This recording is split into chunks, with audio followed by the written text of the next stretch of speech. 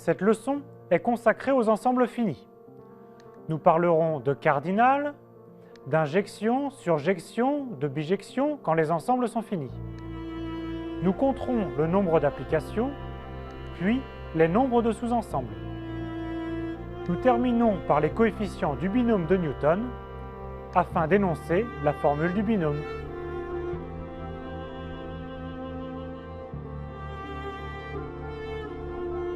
Un ensemble est dit fini s'il existe un entier n et une bijection de E vers l'ensemble des entiers 1, 2, 3 jusqu'à n. S'il existe, ce n est unique, c'est le cardinal de E, ou le nombre d'éléments de E. On le note cardinal de E. Par exemple, l'ensemble rouge-noir est en bijection avec 1, 2, et est donc de cardinal égal à 2. Bien sûr, tous les ensembles ne sont pas finis. Par exemple, n contient une infinité d'éléments. Enfin, nous définirons le cardinal de l'ensemble vide comme égal à 0.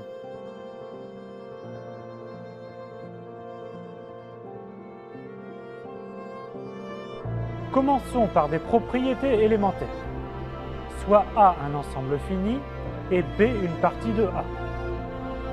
Alors, d'une part, B est aussi un ensemble fini et son cardinal est plus petit que celui de A.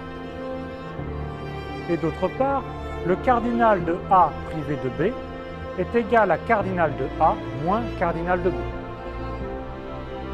Autre situation, on part de A et B, deux ensembles finis.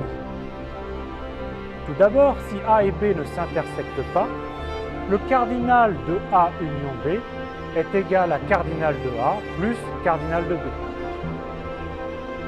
Dans la situation générale de deux ensembles A et B finis ou quelconques, on a la formule des quatre cardinaux. Le cardinal de A union B est égal à cardinal de A plus cardinal de B moins cardinal de A inter B. Le dessin illustre cette dernière formule. Pour compter tous les éléments, on compte les éléments de A, on compte les éléments de B, mais on a compté deux fois les éléments de A inter B. Donc on retire une fois les éléments de A inter B.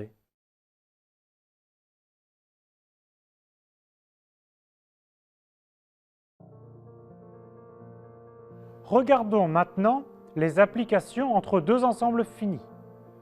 Soit grand E et grand F, deux ensembles finis, et F, une application de E vers F. Être injectif, surjectif ou bijectif impose des conditions sur les cardinaux. En détail, si F est injective, alors le cardinal de E est plus petit que le cardinal de F. Si F est surjective, alors le cardinal de E est plus grand que le cardinal de F. Enfin, si F est bijective, alors le cardinal de E est égal au cardinal de F.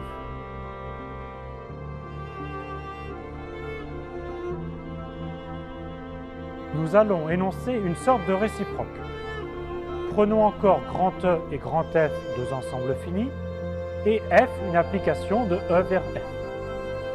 Cette fois, nous faisons l'hypothèse que l'ensemble de départ et celui d'arrivée ont le même cardinal. Dans ce cas, les trois assertions que je vais énoncer sont équivalentes. 1. F est injective, 2. F est surjective, et 3. F est bijective. Je répète, si le cardinal de E égale au cardinal de F, alors F injective équivaut à F surjective, équivaut à F bijective. Nous n'allons pas faire la preuve ici, mais il est intéressant de noter que pour la démonstration, on prouve d'abord l'implication 1 implique 2, puis l'implication 2 implique 3, puis l'implication 3 implique 1. La boucle est bouclée et cela prouve les équivalences. À l'aide d'une application entre deux ensembles finis, montrez le principe des tiroirs.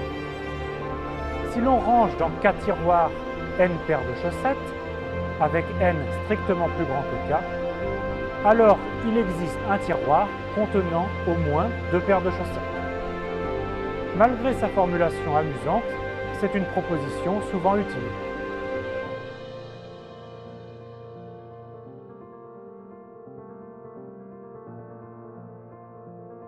Reprenons deux ensembles finis, E et F. E est de cardinal N et F de cardinal P. Combien peut-il y avoir d'applications différentes qui vont de E vers F? Le nombre d'applications de E dans F est P à la puissance N. Autrement dit, c'est cardinal de F à la puissance cardinale de E. On en déduit le nombre d'applications de E dans lui-même. C'est N à la puissance N. Par exemple, si E est de cardinal 5, alors il y a 5 à la puissance 5 applications différentes de E dans lui-même.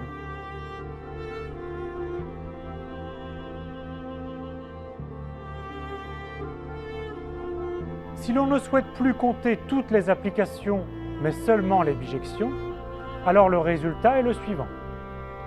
Le nombre de bijections d'un ensemble de cardinal n dans lui-même est factoriel n. Je vous rappelle que factoriel n, c'est 1 fois 2 fois 3, etc. jusqu'à fois n.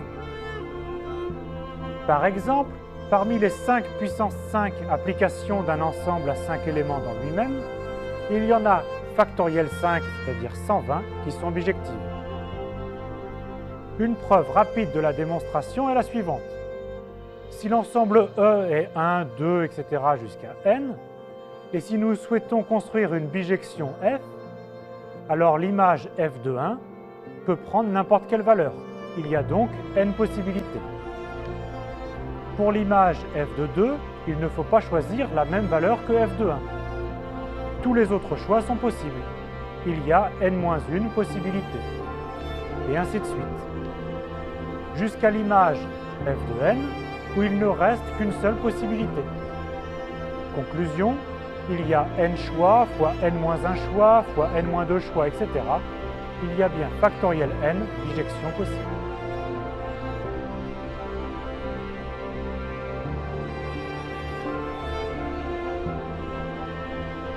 Nous allons maintenant compter le nombre de parties inclus dans un ensemble E ayant n éléments. Il y a 2 à la puissance cardinale de E sous-ensemble de E. Une autre façon de le dire, c'est d'écrire que le cardinal de l'ensemble des parties de E est égal à 2 puissance n. Par exemple, si E est l'ensemble 1, 2, 3, 4, 5, alors il y a 2 à la puissance 5, c'est-à-dire 32 sous-ensembles. Et c'est un bon exercice de les énumérer. Tout d'abord, l'ensemble vide. Ensuite, il y a 5 singletons, singleton 1, singleton 2, singleton 3, etc. Puis 10 paires, comme la paire 1, 2, la paire 1, 3, etc. Et aussi 10 triplets, comme les triplets 1, 2, 3, 1, 2, 4, etc. Ensuite, 5 ensembles possédant 4 éléments. Et enfin, n'oubliez pas E tout entier. Nous avons bien trouvé les 32 parties de E.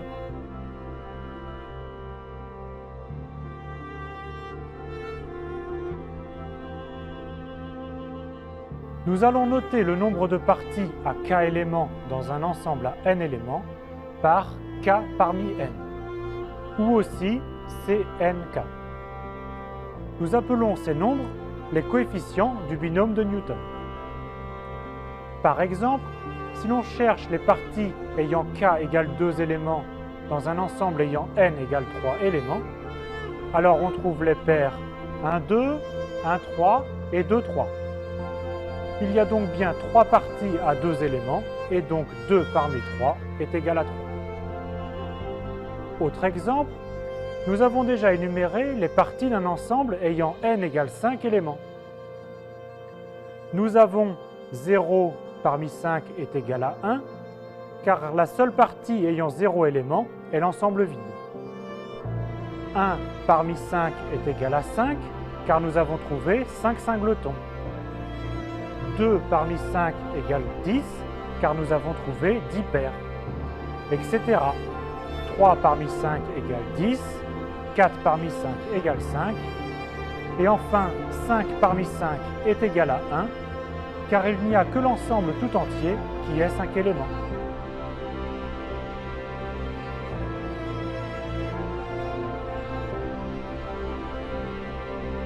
Voici quelques propriétés des coefficients du binôme. 0 parmi n est égal à 1. 1 parmi n est égal à n, et n parmi n est égal à 1. Par exemple, 1 parmi n est égal à n, car il y a n singletons. Ensuite, le coefficient n-k parmi n est égal au coefficient k parmi n. En effet, compter le nombre de parties A includant E ayant k éléments revient aussi à compter le nombre de parties de la forme complémentaire de A qui ont n-k éléments. Enfin, 0 parmi n plus 1 parmi n plus 2 parmi n, etc. jusqu'à n parmi n, cette somme vaut 2 puissance n. Cette formule exprime que faire la somme du nombre de parties à k éléments pour k variant de 0 jusqu'à n revient à compter toutes les parties de E.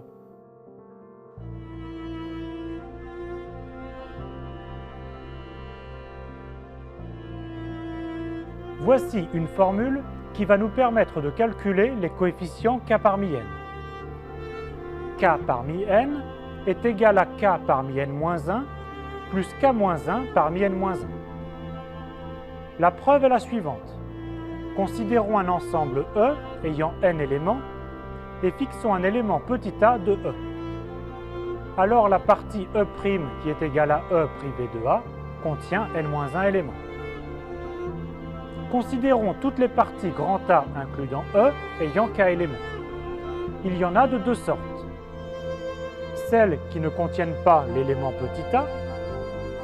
Alors grand A est une partie à k éléments dans l'ensemble E' qui a n-1 éléments. Il y en a donc k parmi n-1 parties possibles. La deuxième sorte sont les parties grand A qui contiennent l'élément petit a. On peut donc les décomposer sous la forme grand A est égal à petit a union A', avec A' une partie à k-1 éléments dans l'ensemble E' qui a n-1 éléments. Il y a k-1 parmi n-1, telle partie A' et donc telle partie A. Bilan, le nombre de parties à k éléments dans un ensemble à n éléments est donc k parmi n-1 pour le premier cas, plus k-1 parmi n-1 pour le second cas. On trouve bien la formule annoncée.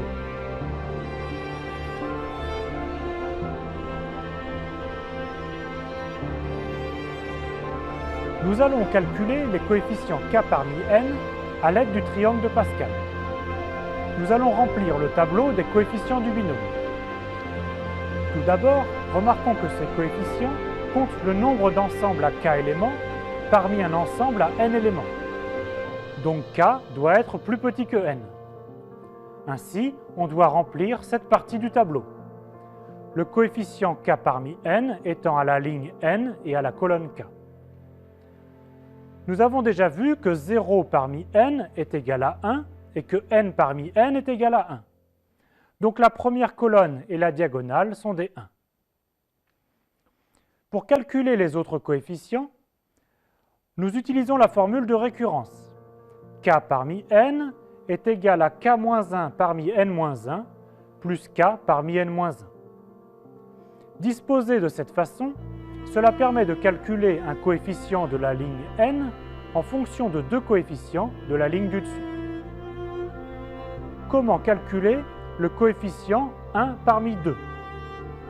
Par la formule, c'est la somme 1 moins 1 parmi 2 moins 1 plus 1 parmi 2 moins 1.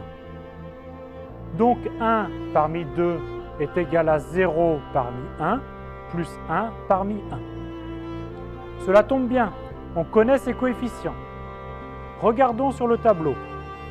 1 parmi 2 est égal à 0 parmi 1 plus 1 parmi 1. Donc 1 parmi 2 est égal à 1 plus 1, donc vaut 2.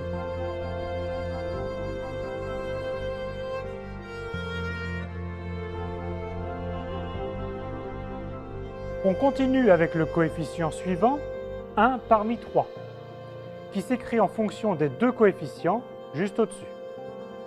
On trouve 1 parmi 3 est égal à 0 parmi 2 plus 1 parmi 2. Donc 1 parmi 3 est égal à 1 plus 2 est donc égal à 3. Même chose avec le coefficient 2 parmi 3. 2 parmi 3 est donc égal à 2 plus 1 et vaut donc 3.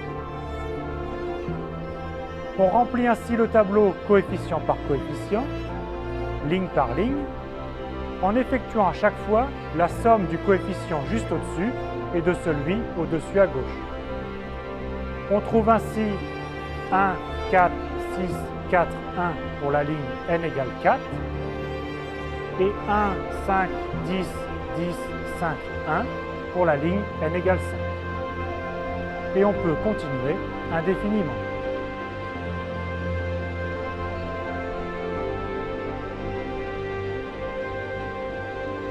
Une autre façon de calculer les coefficients du binôme de Newton repose sur la formule suivante. Le coefficient k parmi n vaut factoriel n sur factoriel k factoriel n-k.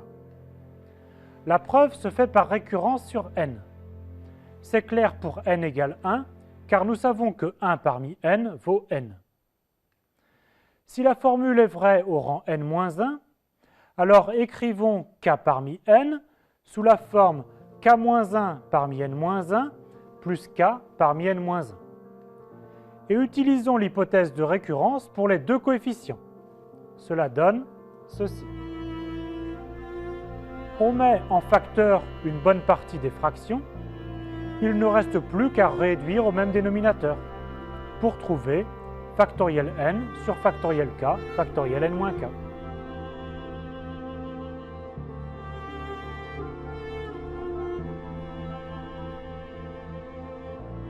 Nous avons tous les ingrédients pour énoncer la formule du binôme de Newton. Étant donné deux nombres réels a et b et un entier n, nous allons développer a plus b à la puissance n.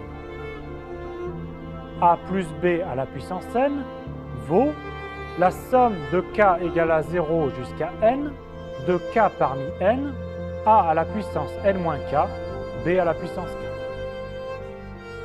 Autrement dit, l'écriture extensive est a plus b à la puissance n est égal à 0 parmi n, a à la puissance n, b à la puissance 0, plus 1 parmi n, a à la puissance n-1, b à la puissance 1, plus etc., plus k parmi n, a à la puissance n-k, b à la puissance k, jusqu'à n parmi n, a à la puissance 0, b à la puissance 1. Pour n égale 2, on retrouve la formule archi-connue a plus b au carré est égal à a carré plus 2ab plus b carré. Et il est aussi bon de connaître a plus b au cube est égal à a au cube plus 3a carré b plus 3ab carré plus b au cube.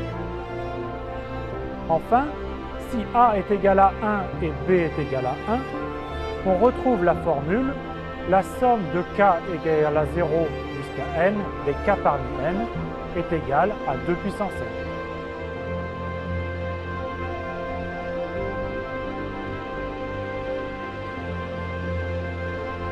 Il vous reste encore pas mal de travail avec ces mini-exercices.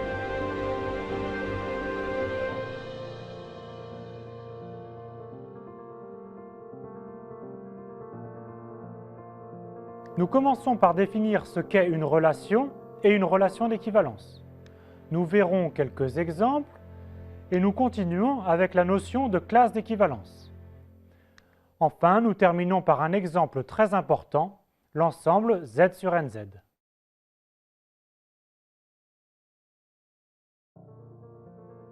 Définir une relation sur un ensemble E, c'est associer à un couple XY d'éléments de E la valeur vraie s'ils sont en relation ou la valeur faux s'ils n'ont. On notera X, R, Y si X et Y sont en relation.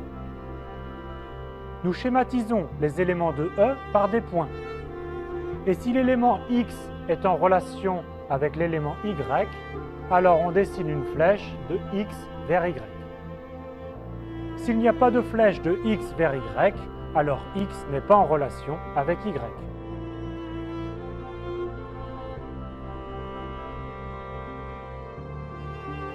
Une relation R est dite une relation d'équivalence si elle vérifie les 3 points suivants.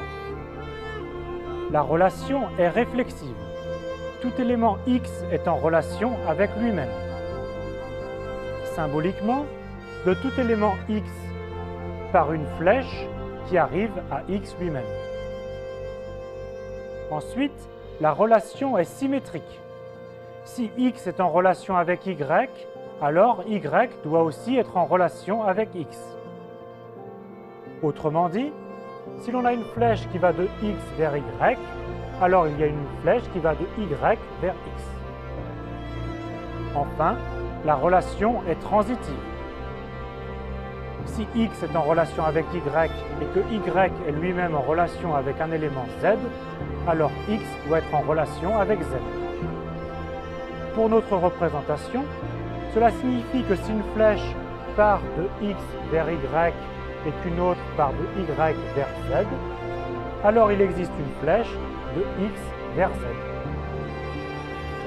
Voici une représentation d'un ensemble E constitué de 6 points muni d'une relation R qui vérifie la réflexivité, la symétrie et la transitivité, et qui est donc une relation d'équivalence.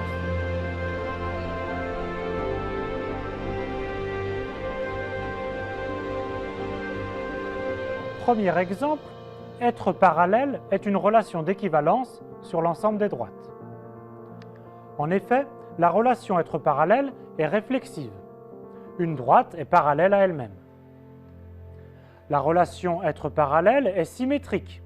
Si une droite D est parallèle à une droite D', alors D' est parallèle à D. Enfin, la relation être parallèle est transitive. Si D est parallèle à D' et D' est parallèle à D secondes, alors D est parallèle à D secondes. Deuxième exemple, être du même âge. C'est aussi une relation d'équivalence sur l'ensemble des personnes. Vérifiez les 3 propriétés. Par contre, la relation être perpendiculaire n'est pas une relation d'équivalence. Ni la réflexivité ni la transitivité ne sont vérifiées. Enfin, la relation inférieure ou égale sur E égale R n'est pas non plus une relation d'équivalence. La symétrie n'est pas vérifiée.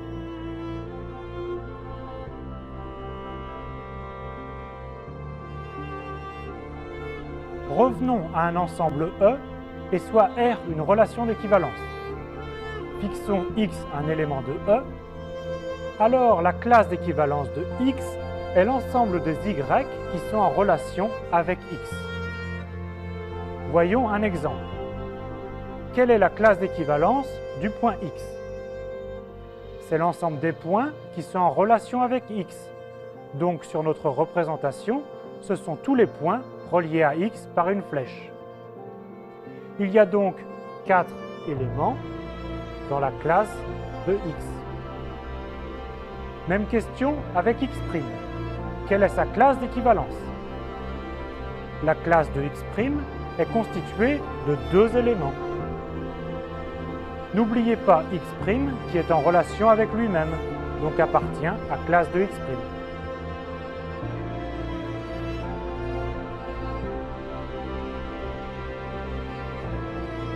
Reprenons. La classe d'équivalence de X est l'ensemble des éléments Y qui sont en relation avec X. C'est donc un sous-ensemble de E, et on le notera aussi parfois X bar. Un élément Y de la classe d'équivalence de X s'appelle un représentant de classe de X. Voici quelques propriétés. Tout d'abord, si X et Y sont en relation, alors ils ont la même classe d'équivalence. Réciproquement, si 2 classes d'équivalence sont des ensembles égaux, alors X et Y sont en relation. On vient de voir que si deux éléments sont en relation, les classes sont égales. Et si deux éléments ne sont pas en relation, les classes sont différentes. Mais on a davantage. Si x et y ne sont pas en relation, alors les classes de x et de y sont disjointes. L'intersection de classe de x avec classe de y est vide. Enfin, si l'on prend un représentant de chacune des classes, alors lorsque l'on considère l'ensemble des classes de ces représentants, cela forme une partition de E. Rappelons qu'une partition d'un ensemble E est juste un découpage de l'ensemble E en sous-ensembles EI, de telle sorte que E soit l'union de tous les EI et que deux sous-ensembles quelconques EI et EJ ne s'intersectent pas.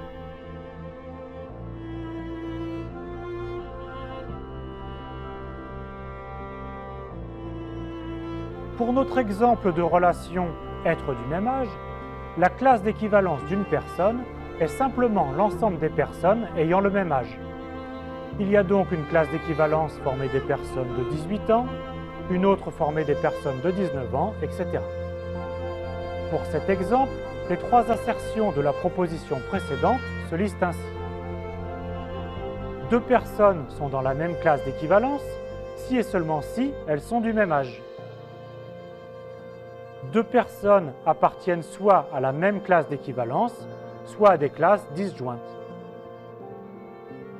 Si on choisit une personne de chaque âge possible, cela forme un ensemble de représentants C. Et une personne quelconque appartient à une unique classe d'un de ces représentants. Enfin, pour la relation être parallèle, la classe d'équivalence d'une droite D est l'ensemble des droites parallèles à D. Une classe d'équivalence correspond à une unique direction.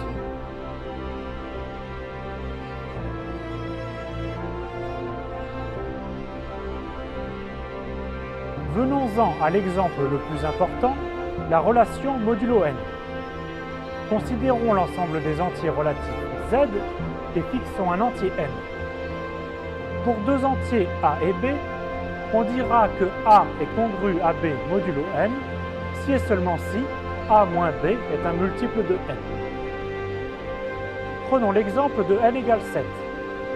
Alors 10 est congru à 3 modulo 7, car 10 moins 3 est un multiple de 7. De même, 19 moins 5 est égal à 14, donc 19 est congru à 5 modulo 7. 77 est un multiple de 7, donc 77 est congru à 0 modulo 7. Enfin, moins 1 est congru à 20 modulo 7.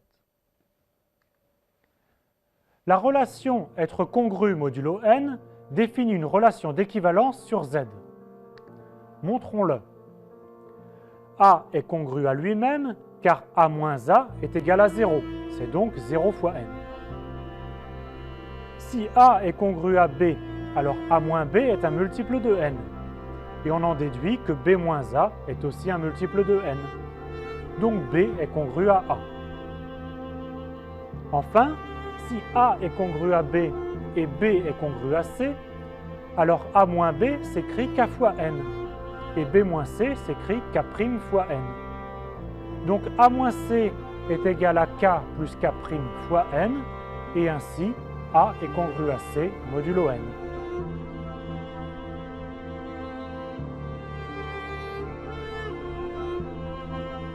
La classe d'équivalence de A pour la relation être congru modulo n est donc l'ensemble des entiers B, tel que B est congru à A modulo n. On note ici cette classe A bar. Les B sont donc de la forme A plus un multiple de n. A bar est donc l'ensemble des A plus K fois n pour K parcourant Z. Cet ensemble se note aussi A plus nz. N est congru à 0 modulo n, donc n bar est égal à 0 bar. De même, n plus 1 est congru à 1, donc n plus 1 bar est égal à 1 bar. N plus 2 bar est égal à 2 bar, et ainsi de suite.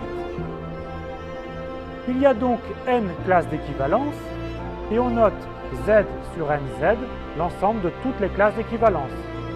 0 bar, 1 bar, 2 bar, etc. jusqu'à n-1 bar.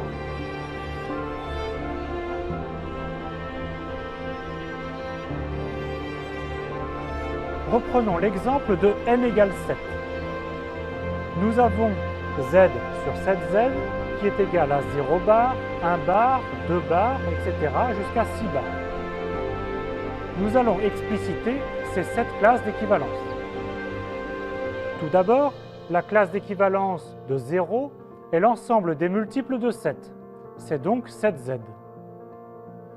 La classe d'équivalence de 1 est l'ensemble des 1 plus k fois 7, etc. jusqu'à la classe d'équivalence de 6 qui est l'ensemble des 6 plus k fois 7.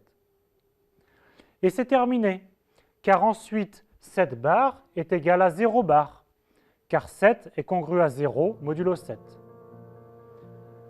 Nous avons bien trouvé les 7 classes d'équivalence formant l'ensemble z sur 7z. Plus tard, nous considérerons ces classes comme des nombres, nous les additionnerons et nous les multiplierons.